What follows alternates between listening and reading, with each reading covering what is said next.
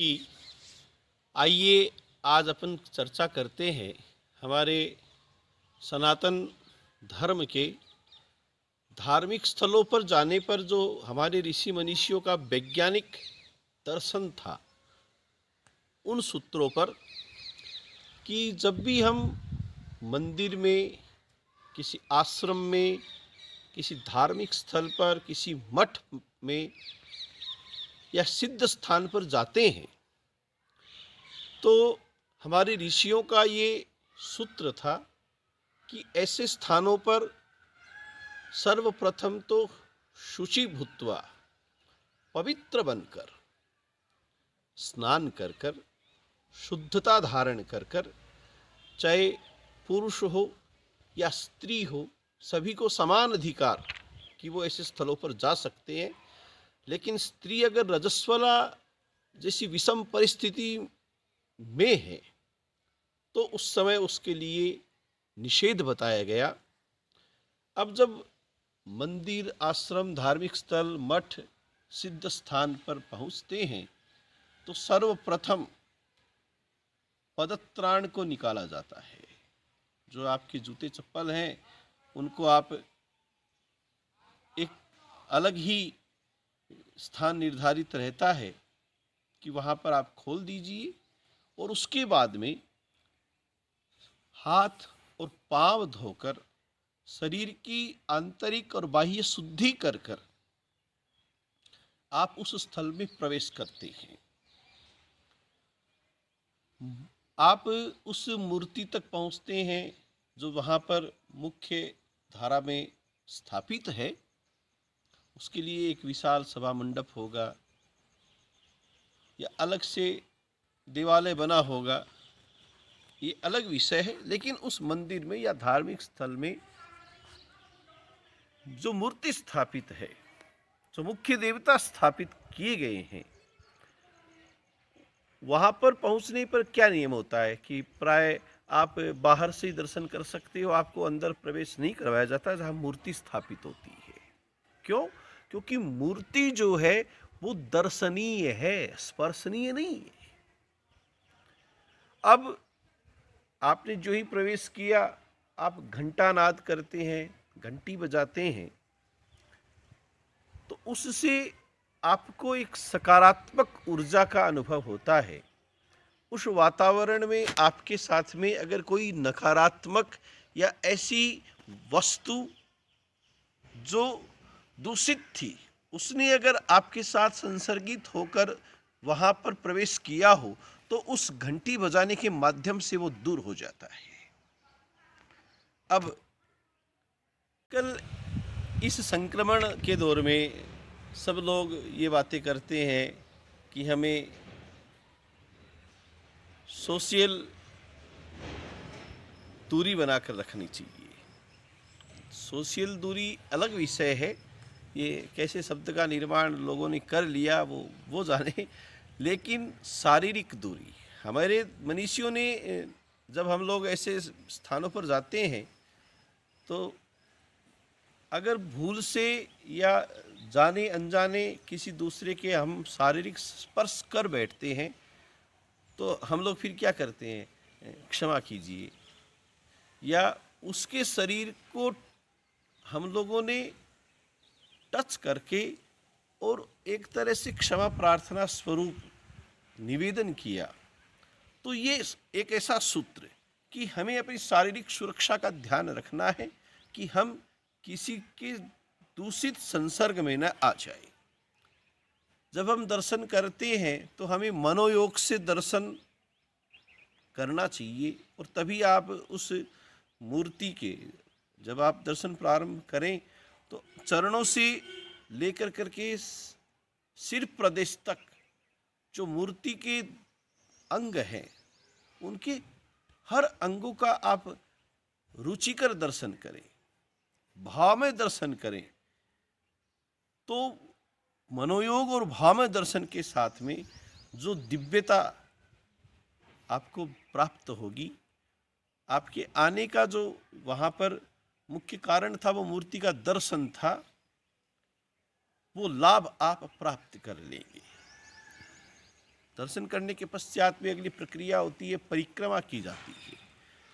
परिक्रमण का अगर हम व्याख्यानित स्वरूप देखें, यानी कानी च पापानि जन्मांतर कृतानि च तानि तानि प्रणश्यन्ति प्रदक्षिणम पदे पदे। भगवान की तरफ बढ़ता हुआ हर एक कदम जन्म जन्मांतरों के अर्जित और संचित जो पाप हैं उनका निराकरण है। आपका जो एक पद भी अगर भगवान की तरफ बढ़ रहा है, आप परिक्रमण कर रहे हैं, तो आप पृथ्वी ब्रह्मांड स्वरूपा है, वर्तुलाकार है, आप भी वर्तुलाकार परिक्रमण करते हुए उस ब्रह्मांड अधिनायक के अस्तित्व को प्राप्त करने का प्रयास कर रहे हैं। यह परिक्रमण है। अब आप भाव प्रस्तुति की हम लोग देखते हैं कि भगवान के यहाँ जाने पर कुछ न कुछ लेके जाया जाता है, खाली हाथ नहीं जाते। और उसमें हमारे यहाँ मान्यताओं के अनुसार प्रसाद लगाया जाता है, कोई वस्तु पदार्थ अर्पण किए जाते हैं, उसमें भाव है वो मुख्य होता है। भगवान आपके उन मिश्री, मखाने, श्रीफल, मिठाई, फल या जो भी वस्तु पदार्थ आप अर्पण कर रहे हैं, उनसे उनका कोई सारोकार नहीं है। भगवान का तो नहीं है मैं पत्रम पुष्पम फलम तोयम यो भी भक्त्या प्रयच्छति। अगर आप में भाव नहीं है और आप भगवान को अतुल रूप में वस्तु अगर अर्पित कर रहे हैं तो वो स्वीकार नहीं है। और भाव के साथ में अगर आपने तुलसी का दल भी भगवान को चढ़ा दिया, भगवान उसे स्वीकार कर लेते हैं। तो भाव में जो प्रसाद की प्रस्तुति है, भगवान को अर्पणता है, यह भी मनुष्यों का एक सूत्र था। और एक विशेष बात, जो विशेष कक्ष होता है जिसमें मूर्ति स्थापित है, वहाँ पर हर कोई को प्रवेश नहीं दिया जाता है। सभा मंडप में प्रवेश निषेध होता है। वहाँ पर जो केवल महंत हैं, पुजारी हैं, जो उस मूर्ति के सेवाकार हैं, वो ही प्रवेश कर पाते हैं। क्यों? क्योंकि जैसे आज संक्रमण के इस काल में अगर हम देखें, बार बार सैनिटाइज किए जाते हैं, बार बार आप ऐसे दूषित संक्रमण में न आ जाएं, ऐसे रोकने के प्रयास किए जा रहे हैं। तो उनमें वैज्ञानिक रूप से उन मनुष्यों का यही दर्शन था कि मूर्ति है वो शुद्धता के भाव से बनी रहे और उसके जो सेवाकार हैं वो भी शुद्धता को ही अपनाएं, वो संक्रमित न हो, दूषित अवस्था में न चले जाएं, इसलिए हर किसी को वहाँ पर प्रवेश नहीं दिया जाता। आठवां बिंदु कि जो महंत हैं, पुजारी हैं, सेवाकार हैं, उस आश्रम के जो नियामक हैं, मंदिर के, धर्म स्थल के जो नियंत्रण करता हैं, उनके आसन पर बैठना निषेध माना गया है। वो उनकी एक अलग गादी होती है, उस गादी पर वो ही बैठ सकते हैं। तो ऐसा किस लिए? कि शुद्धिकरण बना रहे। हर कोई बाहर से आया और उन पर बैठ गया, ये भाव आपको संक्रमित कर सकता है। तो उन आसनों पर, उन गादी पर बैठने का अधिकार केवल उन्हें ही है जो वहाँ पर रहते हो। भगवान को जब भोग लगाया जाता है 9वें बिंदु में, आप देखिए कि भगवान को भोग लगाते समय पर्दा किया जाता है और भोजन है वो एकांत में होना चाहिए, पर्दा युक्त होना चाहिए। उसमें कोई अन्य कीटाणु, जीवाणु या दूषित वायु, दूषित नज़र ये प्रवेश न कर जाए, ऐसी भावना। और भगवान के लिए प्रयुक्त होने वाले जो बर्तन आदि हैं, उनमें धातु देखिए आप, या तो चांदी के बर्तन होते हैं, या कांसी के होते हैं, पीतल के होते हैं, तांबे के होते हैं। तो उन जलीय और भोज्य पदार्थों के लिए ऐसी धातुओं का प्रयोग कि वो शारीरिक रूप से आपको, क्योंकि जो भगवान के भोग लगाया जाता है वो प्रसाद समझकर, अमृत समझकर के ग्रहण भी किया जाता है, श्रद्धालुओं को देते हैं, स्वयं खाते हैं। तो जो उसको ग्रहण करेगा उसके उस धातुओं के संसर्गता के साथ में पुष्टि होगी, ऐसी भावनाएं थी। इन धातुओं के माध्यम से, जैसे आप चांदी के बर्तनों का प्रयोग करते हैं या पात्रों का उपयोग करते हैं, तांबे के पात्रों का उपयोग करते हैं, तो उनसे जो संसर्गित भोजन होगा, पेय पदार्थ होंगे, उनमें वो धातु सम्मिश्रित होकर करके एक नई विद्युत क्रांति आपको परिलाभ में मिलने वाली है। क्योंकि अगर मान लीजिए आपने स्टील के बर्तनों में भोग लगाया तो स्टील में उतनी विद्युतता नहीं रहती है, उतनी ऊर्जावान नहीं रहती है, और मिट्टी के पात्र हैं या चाहे अन्य धातु के पात्र हैं वो ज़्यादा इसमें प्रभावशाली माने गए हैं। अब भगवान के यहाँ पहुँचकर जैसे चरणामृत ग्रहण किया जाता है, पंचामृत है वो प्राप्त किया जाता है, तुलसी दल है वो ग्रहण किया जाता है। मीठे में जैसे कई स्थलों पर देखते हैं मिश्री का प्रसाद देते हैं, तो इससे आपको एक नया शुगर ग्लूकोज का जो सम्मिश्रण है वो प्राप्त होता है। तुलसी दल और चरणामृत में इतनी वैज्ञानिकता है कि मंत्र के माध्यम से तो उन्होंने कह दिया, अकाल मृत्यु हरणम सर्वव्याधि विनाशनम विष्णुपादोदकम पित्वा पुनर्जन्म न विद्यते, कि वो आपकी अकाल मृत्यु का हरण कर देगी। तुलसी चरणामृत आपकी सब व्याधियों का शमन हो जाएगा और आपका पुनर्जन्म तक नहीं होगा, क्योंकि आप इतने पवित्र और अंतःकरण और आंतरिक रूप से आपको इतना लाभ उस चरणामृत और तुलसी के द्वारा मिलेगा।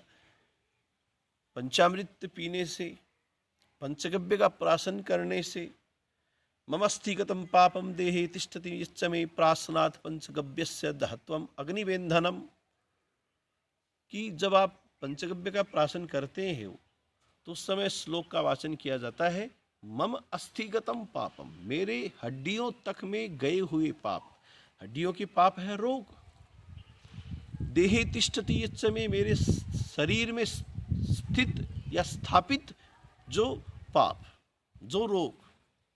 प्राशनात् पंचगव्य से, इस पंचगव्य को पीने से, प्राशन करने से, दहत्वम अग्नि वेंधनम, जैसे अग्नि ईंधन का कार्य कर करके सब कुछ जला देती है, ये पंचगव्य जो है, गाय का ही दूध, गाय के दूध का ही दही, उसी का ही घृत, गोमूत्र और गोबर, इनका पांच का समानीकरण और सम्मिलीकरण जो है वो पंचगव्य है।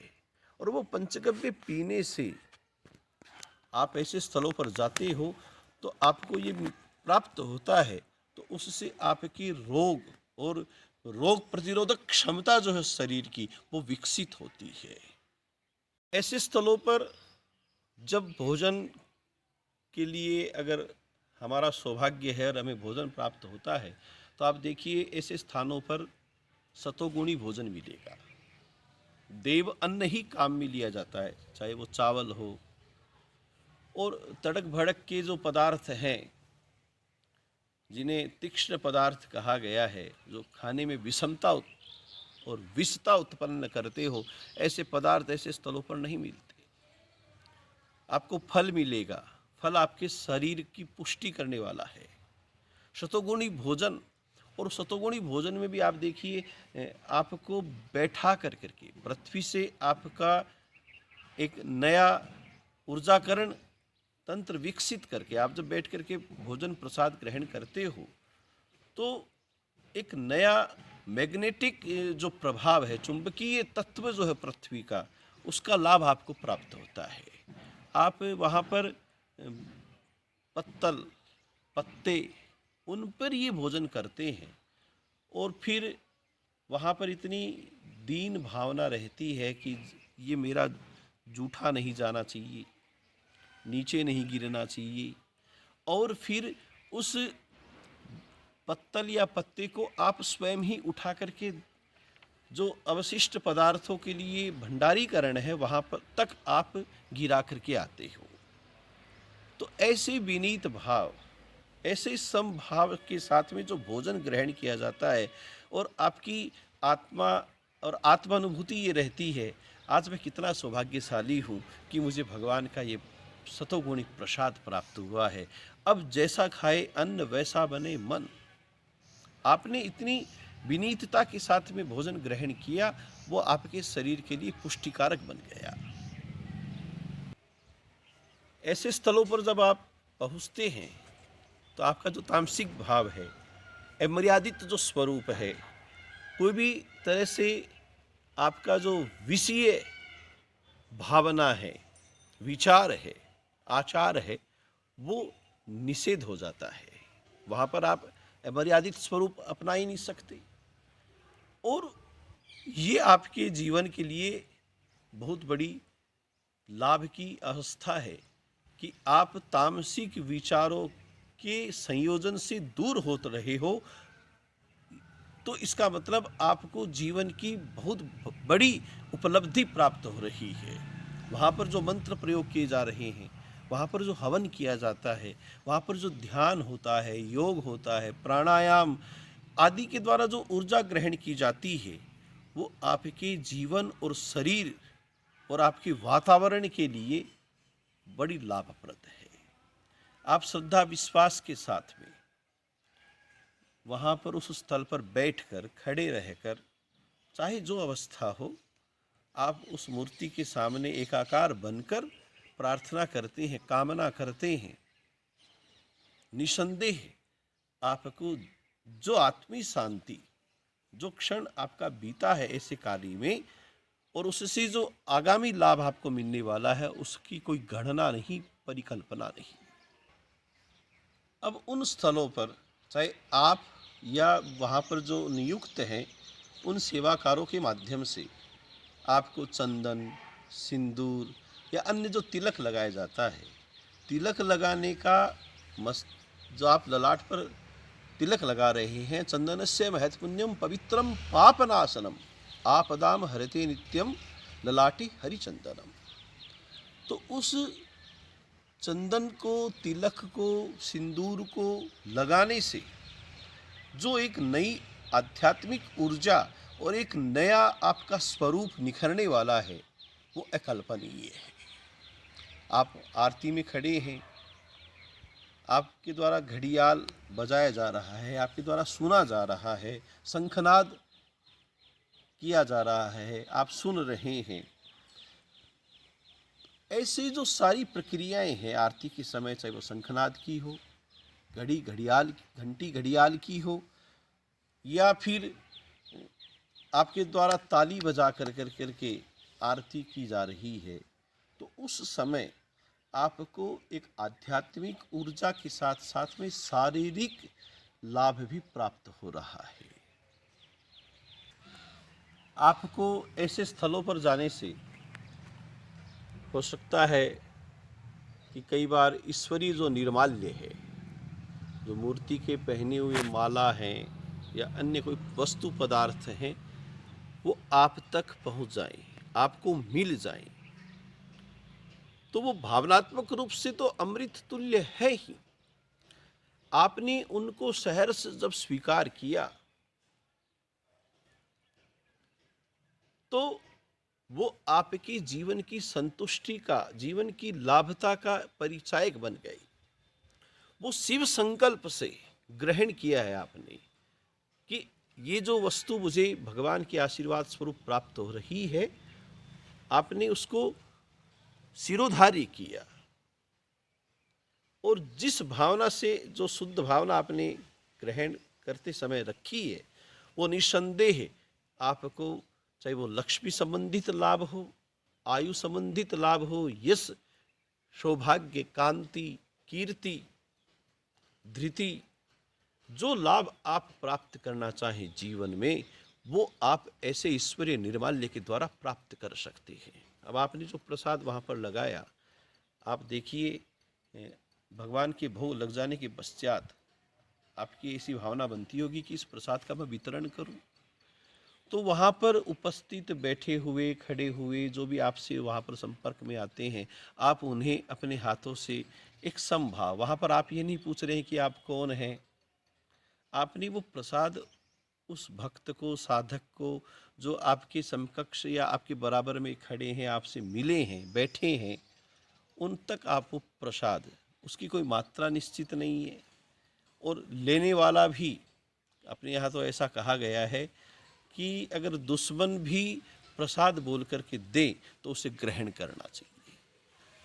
तो वो प्रसाद आप ऐसे स्थलों पर जाकर ही, चाहे वो मंदिर हो, आश्रम हो, मठ हो, सिद्ध स्थान हो, तीर्थ स्थल हो, ऐसे स्थानों पर जाकर ही यह संभाव विकसित कर सकते हैं। आप वहाँ पर कुछ भेंट चढ़ाते हैं क्योंकि आपने सूत्र समझा, माना, तन मन धन सब कुछ है तेरा, तेरा तुझको अर्पण क्या लागे मेरा। तो आपने, चाहे वो शरीर के माध्यम से वहाँ पर आप सेवा प्रस्तुत कर रहे हो, आप मन से वहाँ पर सेवा कर रहे हो, आपके पास में धन है तो आप धन से कर रहे हो, इन तीनों श्रेणियों में आपने जो सेवा की है वो मानव और प्रत्येक पशु पक्षी, असहाय, निर्धन, दरिद्री, जो वंचित हैं, उपेक्षित हैं, उनके भरण पोषण तक के लिए वो आपका जो एक कंट्रीब्यूशन है तन मन धन से, वो उस मठ मंदिर धार्मिक स्थल में आपके द्वारा जो दिया गया है वो उस स्थान की वृद्धि में तो सहायक बनेगा ही, मानवीय पक्ष में प्रत्येक जीव, चाहे वो पशु पक्षी हो, उनको चाहे अन्न क्षेत्र वितरण का माध्यम हो, असहाय को, एक गरीब को, एक दरिद्री को जो लाभ मिलना चाहिए उसमें आप वो सहयोग कर रहे हैं, ऐसा स्वरूप बनता है। ऐसे आपसे कुछ दिया नहीं जा सकता। आपने इन माध्यमों से, आज देखिए जितने भी बड़े बड़े मंदिर और स्थल हैं उनमें आपने जो भी भेंट दान राशि अगर दी होंगी तो निसंदेह उसका कुछ अंशात्मक रूप ही, चाहे वो सकारात्मक रूप से प्रयुक्त होता हो, निसंदेह वो ऐसे स्थलों तक जाता होगा कि जिससे आप सबका भला नहीं कर सकते। जीवन में आपने अगर एक का भला कर दिया तो आपका जीवन सफल है। आप अंतिम सूत्र जो हैं उन पर हम चर्चा करें कि जब सारा कार्य आपने दर्शन आदि कर लिया, वहाँ पर आपने भ्रमण कर लिया, एक अच्छी आपकी सोच विकसित हो गई, अच्छी ऊर्जा आपने प्राप्त कर ली, आप बाहर आ रहे हैं, तो बाहर आने के बाद में आप विश्राम स्थल पर बैठते हैं और वहाँ पर बैठ कर करके आप यही कामना करते होंगे कि मैं जब भी विषादग्रस्त अवस्था में हूँ, कोई भी संकट अवस्था में हूँ, तो उस समय आप मेरा सहारा बने। आज जो ऊर्जा मैंने ग्रहण की है उस ऊर्जा का संवरण करके मैं जा रहा हूँ और मेरा जीवन और मेरा पंथ जो है वो शुभ बना रहे, ऐसी आप वहाँ पर भावना बनाते हैं।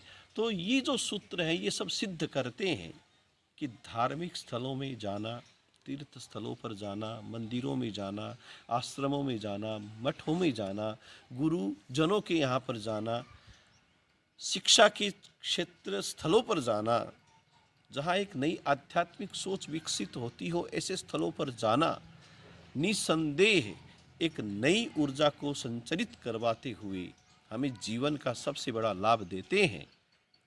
जय शंकर की।